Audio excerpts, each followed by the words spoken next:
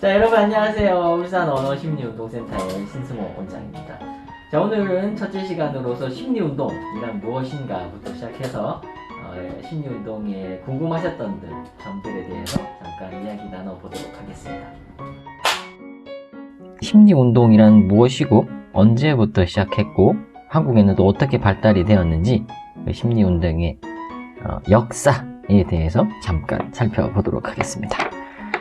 심리운동은요 1950년대로 거슬러 올라갑니다. 독일의 체육과 대학생이었던 키파트 많이들 들어보셨죠? 그리고 소아정신과 의사 휘네켄스, 이 두 분이 만나서 시작이 되었다라고 보시면 됩니다. 키파트는 정신과 병동의 청소년들을 대상으로 체육 프로그램을 진행하고 있었죠.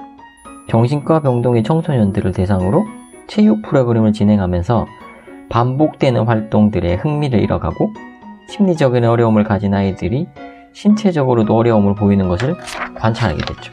그래서 이 두 분들은 이렇게 생각을 했습니다. 움직임이랑 우리의 마음이랑 생각은 연결되어 있는 것이 아닌가. 키파트는 1988년에 이렇게 이야기를 했습니다. 자유로운 아이들이 의식하지 않고 이끌려가는 놀이, 상대방을 적으로 여기고 경쟁하는 놀이 대신에 난 아이들이 상호간에 즐겁게 놀 수 있도록 했다. 이렇게 시작된 심리운동은 그 이후 아이들 발달에서의 효과성으로 인해 독일에서 각광을 받고 심리학, 교육학, 운동학 등 다양한 영역에서 전문가들이 참여하고 연구하게 되어 현재는 유럽과 세계로 전파하게 되었죠. 그러면 이 독일에서 출발된 심리운동이라는 프로그램이 어떻게 한국으로 들어오게 되었을까요?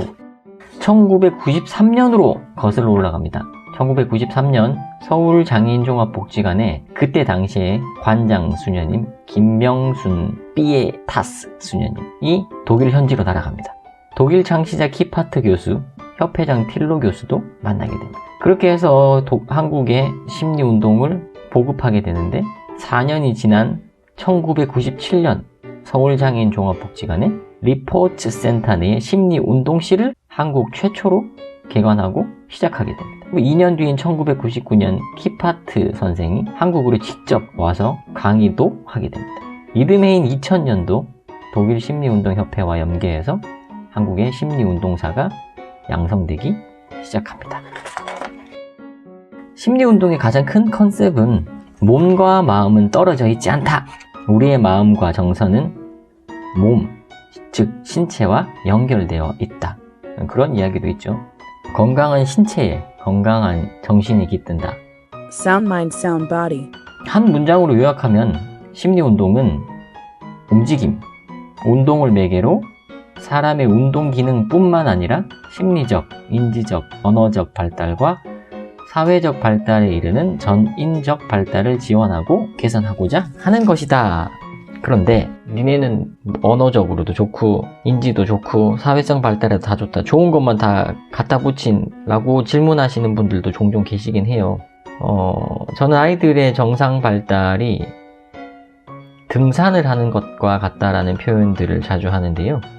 정상이라는 곳을 올라가기 위해서 1코스, 2코스, 3코스 혹은 이쪽 길 저쪽 길이 있듯이 언어치료, 놀이치료, 감각통합, 인지치료 등등등 이 모든 것들이 아이들에게 다 도움이 되는데 어떤 것 하나만이 이 아이한테 좋고 이건 나쁘다 혹은 이 길만 이 아이에게 꼭 필요하다 라고 생각하진 않습니다. 언어 치료를 하면서 그 안에 인지가 들어갈 거고요. 사회성이 필요했을 거고요. 심리운동실을 직접 보신 분들도 계시고 아니면 혹은 사진 혹은 영상 미디어 매체를 통해서 보신 분들은 아시겠지만 넓은 공간 안에서 다양한 물질들, 소위 말해 교구들 있고 거기 안에서 아이들이 자유롭게 움직일 수 있도록 공간이 마련되어 있습니다. 그 심리운동실 내에서 다양한 감각을 경험하고 다양한 움직임 놀이를 하는 심리운동실은 호기심이나 새로움으로 가득 차 있어야 됩니다. 아이들이 뛰어 들어오자마자 자기가 원하는 교구, 물질들을 선택해서 놀이할 수 있어야 됩니다. 성공하고 실패한 것보다 해낸 만큼의 초점을 두고 스스로가 어떤 것을 해냈고 할 수 있는 사람인지 확인할 수 있어야 됩니다.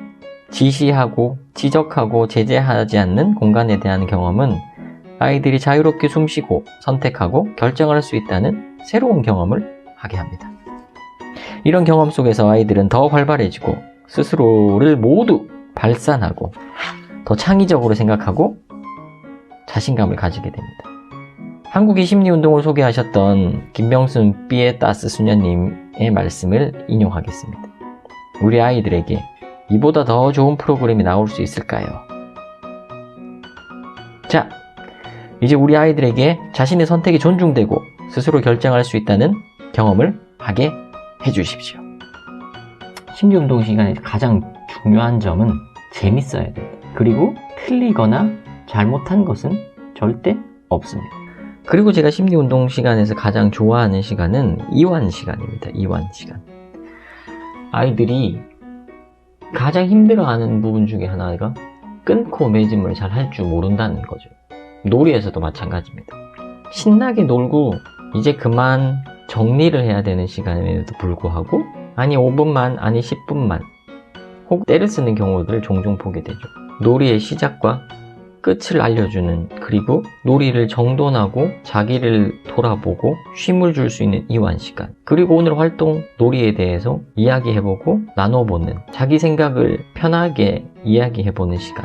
정답이 없으니 틀린 것도 없고요. 재밌었어요 라고 하는 한마디도 좋습니다. 그 시간을 다시 돌아보고 다시 상기시키고 훈련될 수 있으면 굉장히 큰 의미가 있을 수 있겠죠.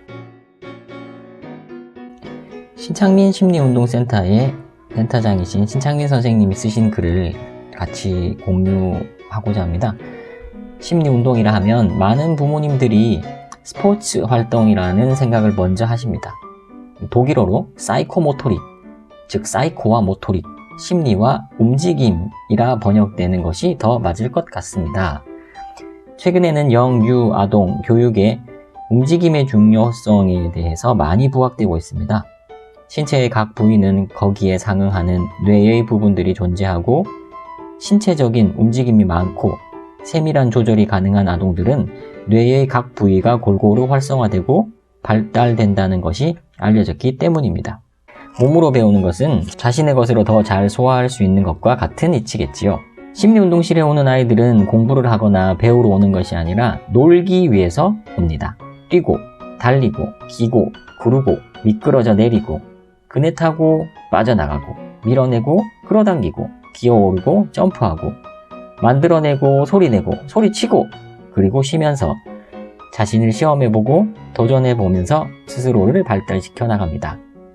선생님이 지시해서 자신을 발달시키는 것이 아니라 스스로 도전하며 자기를 발전시켜 나가는 것입니다. 독일에서 도입된 심리운동은 다양한 스포츠 교구들이 아이들과 선생님의 상상력에 따라 바위도, 날개도, 연못도, 날아다니는 양탄자도 될 수 있는 프로그램입니다.